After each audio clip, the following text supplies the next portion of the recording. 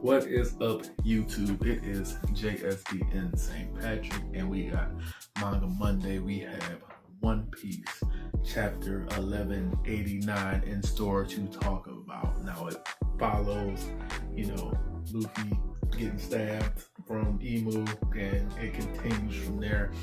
Obviously, this is a manga, discussion. If you read the anime, watch the anime, then this probably might not be the video for you. But if you wanna watch the video, by all means, go ahead. But like I was saying, follows up with Luffy getting stabbed, and this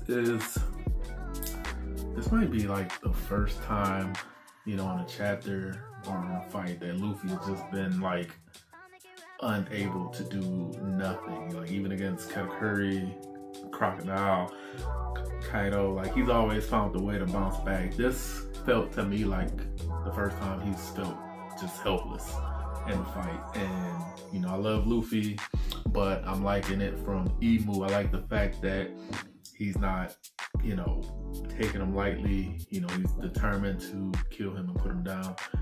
We see it all too often.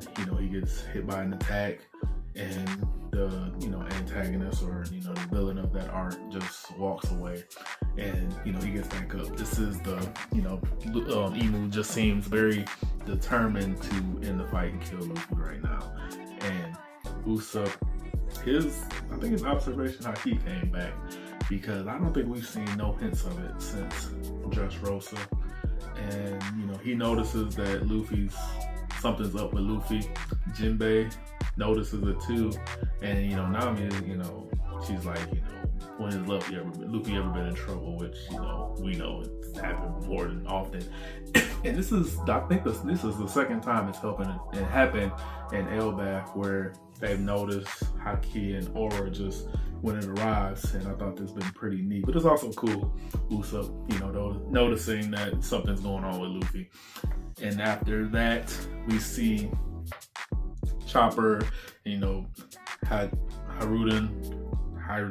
and the other giants. They come and they pretty much get into the spot with Nami, Jinbei, and all of them, and have a little discussion and everything. And in that, I like. We finally get a translator for Mr. Squirrel, which is Chopper, and their little dynamic has been pretty cool to see. And then we also learned that Haruden, he got told by Yarul to go help Loki out instead of helping the kids, because he kind of found out that this is deeper than just taking the kids. This is something that they've been planning for a while. They want to take over Elbaf, take over the giants, and make them warriors. Something Harold was against for all of these years. So this runs deeper than their mission right now. So I'm glad that they was able to catch on to that. We also get a flashback, with Loki and Shanks, where Loki is understandably mad about what happened to his dad and his soldiers. He wants to get revenge on Emu, but Shanks, he rightfully says, he wants to get revenge too, because Harold was a friend, but you don't necessarily know who you're fighting. The guy right there is the king of the world. So you can attack the Gorosa, you can attack the celestial dragons, but you don't necessarily know. You're just gonna go on a rampage. You don't know where to go from that. And if he said if it was that easy to take out Emu, it would have been done by now. Which we know from Rocks in his flashback that he needs 2 devil fruits to be able to fight Emu. Now those 2 we still don't know yet. Probably thinking it's the Nika fruit and maybe Blackbeard's fruit. We still don't know yet, but we know it's not as easy as Loki is making it out to be to kill Emu. But Loki still being full of rage at what happened to his dad. He says that this is a perfect shot to kill the king of the world. He's right here in front of me. Why can't I just end this now? While he's here. And Haruden, he even agrees. Now Haruden, Oda's given buffs to certain characters before. We know, I think realistically, from what we've seen in Dressrosa, Haruden shouldn't really be much combat wise, but it wouldn't really, it wouldn't shock me if somehow he's able to at least give a helping hand in the fight against Emu. But we'll never know. We'll see in the upcoming chapters. And I also think it's cool that we finally, after Harold's death, his wish, he wanted his two sons to get along. Now they are, getting along. Haruden, figuring out that Loki was never that bad of a person. And finally working together, coexisting. It's cool just to see the two brothers actually working alongside each other to take out an enemy. And now we go back to before that. We do see Robin. She appeared with Saul, and she wants Chopper to come with her to the library, probably talk to the Owl, Bilbo. And I think we might get some lore, the Void Century, what's been going on with these 800 years. And we also, there might be some type of hint, some weakness as to how to defeat Emu. I don't know yet, but I'm hoping we, find out something cool. I always loved learning about the lore with the One Piece, and Robin is the perfect character for that. And now we get back to Emu and Luffy's fight. Now Emu, he tells us pretty much right here, he knows that Luffy's brothers are Sabo and Ace. So we know that he's keeping tabs on them too. Especially Sabo. He's been in the throne room. So he's seen Emu, he's seen the 5 elders, and he was able to miraculously get away, which is kind of crazy, seeing what Emu's capable of, how he was able to even make it out alive, and also just being part of the revolutionaries, being second in command, who are the ops to the world government. So it's understandable that he does keep tabs on him, and even just Ace, because as we know, when he was alive, he was making a name for himself, and big troublemaker in the world, capturing islands, fighting other people and all of that. And just the whole thing with Marineford was because of him getting captured. So Emu, he comes off as if these brothers, this trio of brothers, are just such a hindrance to him. He wants to just get rid of them. And we also get some more mythological, historical type of weapons, which is cool. I think the first one is called, Fraggle or whatever. I think that's an Irish weapon and Irish mythology. And he notes that Luffy cannot move because the previous sword sucks out his vitality, and that kind of reminded me of Luffy first learned Gear 2.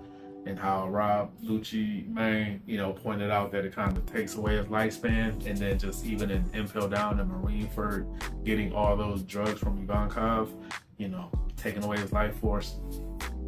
It's kind of interesting to see that brought back up again, because I'm pretty sure 1,000 of other people who thought Luffy is not going to live long after finding in One Piece. I don't see him, being the 40, 60-year-old that we see with some of the older people in this series, because he's done a lot to his body, to be able to take care of his friends.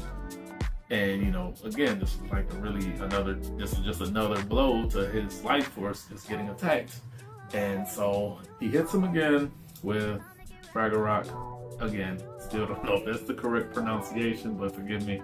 And we also see Zoro and Summers fighting, and Sanji and Killingham are still doing their fights. And we also get more introductions to more swords, because Emu pulls out a weapon, which kind of reminds me of Kite. If y'all watch the Red Hunter x Hunter, Kite. If y'all haven't watched Hunter x Hunter, go watch it or read it, because that is a amazing series where you kind of get a weapon at random, and you gotta you use it whatever for a time limit. Sure, boom boom, and he pulled out an axe called Xingchen or something. That's a ancient Chinese weapon, and Emu kind of felt bad that this was the weapon that was going to take Luffy out. He also said he should be honored to die by the first weapons ever created. And we also get a sword called the Gram, which was in Norse mythology to take out Fafnir. And then we also get Longinus, which was used to pin Jesus Christ to the cross. So I like these little historical type of moments, and little lore drops. It makes me, interested and do some research on them. And before he connects his attack, Gavin steps up, saves the day, protects Luffy, and this makes it 4. I'm gonna say 4. I'm gonna include Crocus, Roger Pirates that have saved Luffy's life. Rayleigh, Gavin, Shanks, and Crocus. They have all helped Luffy out in one way or another, and that's been pretty cool to see. There might be some other. I don't think any other Roger Pirates we've met that have helped Luffy, but them 4 have all helped him out in some way, shape, or form. Now that being said, I don't know if it's good for Gavin right now. I know how old it is as far as deaths. I think this would be a good time writing wise to kill Gavin off, to show how much of a threat he is before Emu has to go back to the Holy Land, because as we all know, he's on a time limit. I'm kind of glad that they didn't do the after he stabbed him, I gotta go back now. He's really got an extra chapter, however many before he does have to go back. So I think right now, we're gonna get a little fight with Gavin and Emu. I'm not sure how much of a fight he's gonna put up while Luffy's recovering, Loki's recovering, and all this extra stuff is happening. So that was pretty much it for the chapter. A lot of stuff. It was a very good chapter. No complaints honestly about it. Write in the comments below. What did you think about this chapter? What do you think is going to happen in the upcoming chapters? Please like and subscribe, and I will definitely be here to talk about One Piece chapter 1190 when it releases. Manga Monday. JSBN St. Patrick. I'm out.